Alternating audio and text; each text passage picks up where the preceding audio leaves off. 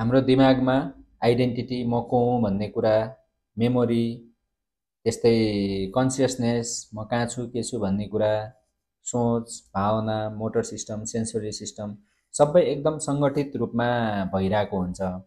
र कोही कोही व्यक्तिहरूमा कहिलेकाहीँ तनाव आइपर्यो, त्यो तनाव ह्यान्डल गर्न सकिएन भने अब कारणवश यो सबै यो सङ्गठित रूपमा भएकोबाट एउटा कुनै सिस्टम चाहिँ छुट्टिन्छ, त्यसलाई हामीले डिसोसिएसन भनेर भन्छौँ। र जुन सिस्टम छुट्टिन्छ त्यही अनुसार त्यो व्यक्तिमा विभिन्न लक्षणहरू आउँछ।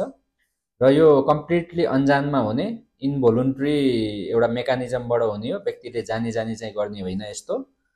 जस्तै मानौ आइडेन्टिटी छुट्टियो भने अब हामीले त्यसलाई मल्टिपल पर्सनालिटी डिसअर्डर भन्छौँ।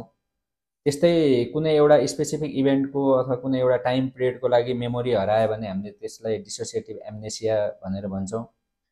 त्यस्तै व्यक्तिको कन्सियसनेसमा चाहिँ समस्या आउन सक्छ, जसले गर्दा त्यो व्यक्तिमा भनौँ न अर्ध होसमा जाने अथवा बेहोस हुने, कसैलाई छारे जस्तो आउने पनि हुनसक्छ, कसैलाई देवी देवता नाग होइन केही चढेको जस्तो त्यस्तै टाइपको बक्ने, त्यस्तो टाइपको होइन काम्ने, त्यस्तो टाइपको कुराहरू गर्ने होइन केही चढेको जस्तो हुने, त्यसलाई हामीले ट्रान्स एन्ड पोसेसन भनेर भन्छौँ।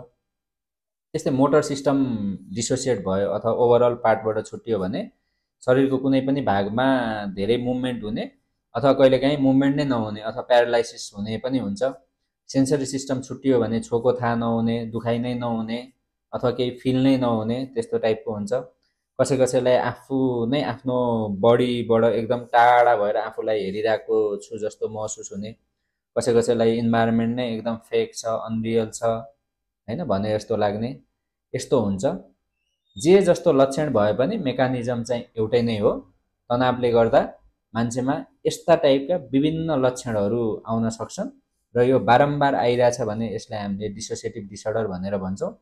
र यो चाहिँ कस्तो व्यक्तिमा हुन्छ भन्दाखेरि जस्तै अलिकति बाल्यकालमा धेरै शारीरिक यातनाहरू, सेक्सुअल अब्युज होइन अथवा इमोसनल नेग्लेक्ट होइन अथवा यस्तो टाइपको एकदम नेगेटिभ कुराहरू होइन एडभर्स कुराहरू चाहिँ जसले फेस गरेको छ, त्यसलाई पछि भविष्यमा स्ट्रेसले गर्दा यस्तो चाहिँ सिम्टम्सहरू आउन सक्ने सम्भावना हुन्छ।